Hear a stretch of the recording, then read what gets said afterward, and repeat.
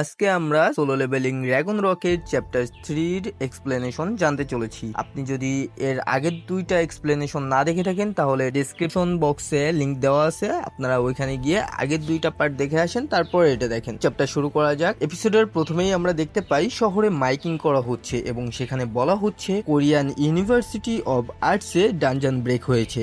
আমরা এলাকার সকল সাধারণ নাগরিকদের দ্রুত জায়গা খালি করার জন্য অনুরোধ করছি। এরপর আমরা কিছু আর্মি অফিসারদের দেখতে পাই। সেখানে কমান্ডার বলছিল আমাদের সামনেই মানুষ মারা যাচ্ছে, কিন্তু তবুও দাঁড়িয়ে দেখা বাদে আমাদের কিছু আর করার নাই। হান্টার্স অ্যাসোসিয়েশনদের পাঠানো হান্টার্সরা কখন আসবে? পাশে থাকা একজন আর্মি পার্সন বলে বি র্যাঙ্ক বা তার উপরের র্যাঙ্কের হান্টারদের নিয়োগ করতে কিছুটা সময় লাগবে। কমান্ডার বলে বি র্যাঙ্ক, তাহলে এটা কি ডি র্যাঙ্কের কোনো গেট নয়? আর্মি পার্সন বলে হ্যাঁ, কিন্তু অলরেডি একজন সি র্যাঙ্কের হান্টার ইনফেক্টেড হয়ে গিয়েছে, এজন্যই বি র্যাঙ্ক বা তার উপরের লেভেলের হান্টারদের এখানে প্রয়োজন। আর তখনই সিন শিফট হয় আর আমরা দেখতে পাই সুহো নিচে পড়ে আছে আর সেই সি র্যাঙ্কের ইনফেক্টেড মনস্টারটি সুহো এর দিকে আসছে। সুহো তাকে দেখে বলে এটা কি নিচতলা থেকে লাফ দিয়ে এখানে চলে এসেছে? এমনকি এটার কাছে একটা ওয়েপেনও আছে। অবশ্যই এটা আগেরটার থেকে সম্পূর্ণ আলাদা। তখনই মনস্টারটা সুহো এর উপর অ্যাটাক করে দেয়, যেটা সুহো অনেক কষ্টে ডজ করে, বাট অ্যাটাকের প্রভাবের ফলে সুহো অনেক দূরে ছিটকে পড়ে যায়। মনস্টারটি তার ওয়েপেন নিয়ে সুহো এর দিকে আবারও অ্যাটাক করতে আসে। তখন সুহো তার পাশে থাকা ফায়ার এক্সটেনশনটি মনস্টারটির দিকে ছুঁড়ে মারে এবং এটার জন্য সুহো কিছুটা সময় পেয়ে যায় সেখান থেকে পালাবার জন্য। সুহো অনেক দ্রুত বাইরে বেরিয়ে আসে এবং পালাতে থাকে এবং মনে মনে বলে আমি এর মতো একটা মনস্টারের মোকাবেলা করতে পারবো না। হান্টার্সদেরকে বিভিন্ন র্যাঙ্কে ভাগ করার কারণ আছে। হান্টার্সরা কখন আসবে এখানে? আমি শুধুমাত্র এই মনস্টারটাকে আটকে রাখবো অন্যান্য হান্টার্সরা আসার আগ পর্যন্ত। পরক্ষণেই সুহো অনুভব করে যে মনস্টারটি হয়তো তাকে আর ফলো করতেছে না। সুহো তখন দাঁড়িয়ে পেছনের দিকে দেখে যে মনস্টারটা কোথায়। তখন সে দেখতে পাই মনস্টারটি অন্য কোনো দিকে দিচ্ছে।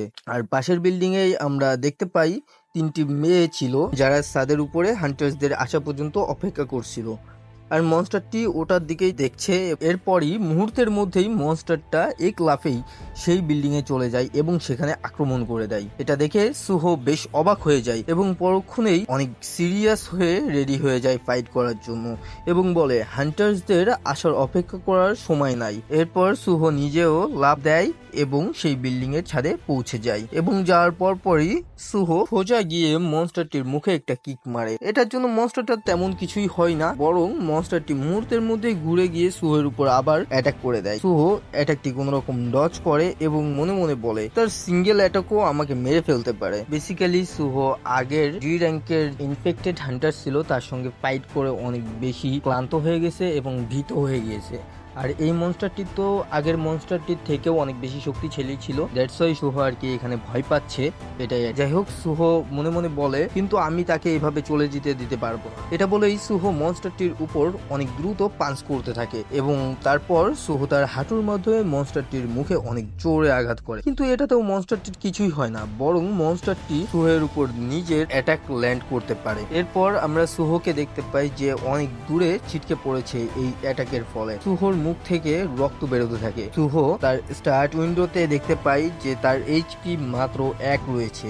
এখানে এইচপি বলতে সুহোর লাইফটা আর কি বোঝায়। যদি সুহোর এইচপি 0 হয়ে যায় তাহলে আর কি সুহো মারা যাবে, আর সুহোর এখানে ফুল এইচপি হলো 140, তো সেখান থেকে আর কি মাত্র 1 চলে আসছে। এটা দেখে সুহো বলে আমি অনেক ভাগ্যবান, মনে হয় সিস্টেম আমাকে এখনই মারা যেতে দিতে চায় না। এরপরই মনস্টারটি সুহোর দিকে এগিয়ে আসে এবং অ্যাটাক করে দেয়। সুহো বুঝতে পারে যে সুহো যদি এখানে ফাইট করে তাহলেও মারা পড়বে এবং ফাইট যদি নাও করে তাহলেও মারা পড়বে। এই জন্যই সুহো বেছে নেয় যে সে ফাইট করে মরবে। সুহো দাঁড়িয়ে যায় ফাইট করার জন্য। তখনই আমরা দেখতে পাই আকাশে বিদ্যুৎ চমকানোর মতো কিছু দেখা যাচ্ছে, যেটা অনেক টিডিয়াস সুহোদের দিকে আসছিল। মনস্টার যখন সুহোকে ফাইনাল অ্যাটাক দিয়ে মেরেই ফেলবে তখনই সেটা আসে এবং মনস্টারের উপর গিয়ে পড়ে, আর এটার ফলে মনস্টারটি একটি হাত টোটালি আলাদা হয়ে যায়, যে হাতে ওয়েপেন ছিল আর কি ওই হাতটা টোটালি আলাদা হয়ে যায়। সুহোর তখনও জ্ঞান ছিল এবং সুহো বলে একটা পিঁপড়া আর এটা বলার পরপরই সুহো সেন্সলেস হয়ে পড়ে যায় বা অজ্ঞান হয়ে পড়ে যায় এবং আমরা দেখতে পাই সেই ক্রিয়েচারটি সুহোকে হিল করছিল এবং সেই ক্রিয়েচারটি বলে, দুঃখিত, আমার অনেক দেরি হয়ে গিয়েছে। তখন মনস্টারটি সেখানে চলে আসে। এটা দেখে ক্রিয়েচারটি বলে, তোমরা অবশ্যই সেসব নিচু কীটপতঙ্গ যারা তার নিজের ক্ষতি ডেকে আনে। আর এই ক্রিয়েচারটি আর কেউ নয়, এটি ছিল শ্যাডো মোনাক মানে জিনহু, আমাদের সুহোয়ের বাবা আর কি, তার শ্যাডো আর্মির general, the king of ants Beru. মনস্টারটি সুহোকে মারছিল আর কি, এটার জন্য বেরু অনেক বেশি রেগে যায় এবং সে সেই মনস্টারটিকে এক নিমিষেই টুকরো টুকরো করে দেয়। অন্যদিকে আমরা দেখতে পাই সুহোয়ের আর্ট টিচার, যার সামনেও একটি মনস্টার ছিল। সুহোয়ের টিচার অনেক বেশি ভয় পেয়েছিল এটার জন্য এবং সাহায্য চাচ্ছিল, কিন্তু তার আশেপাশে কেউ ছিল না তখন। যাই হোক, তখনই আমাদের দেখানো হয় বেরু তার পাওয়ার ইউজ করছে এবং এই শহরে থাকা সকল মনস্টারদের এক সঙ্গে শেষ করতে থাকে। আর এটা ছিল একটা ওয়েভের মতো দেখতে। এরপর বেরু সুহোয়ের কাছে আসে এবং ওর সামনে হাঁটু গেড়ে মাথা নত করে বসে পড়ে এবং বলে, অনেকটা সময় হয়ে গিয়েছে ইয়ং মোনাক। আর এখানেই এই চ্যাপ্টারটি শেষ হয়ে যায়। তো আশা করি আপনাদের কাছে এক্সপ্লেনেশনটি ভালো লেগেছে। যদি ভালো লেগে থাকে তাহলে অবশ্যই একটি লাইক করে দেবেন এবং চ্যানেলটি সাবস্ক্রাইব করতে ভুলবেন না। আমি একজন নতুন ইউটিউবার, আমার যদি কোনো ভুল হয়ে থাকে তাহলে দয়া করে আপনারা সেটা কমেন্ট বক্সে জানিয়ে দিবেন, আমি যাতে সেই ভুলগুলো থেকে শিক্ষা নিতে পারি বা শুধরাতে পারি আর কি নিজেকে। ধন্যবাদ।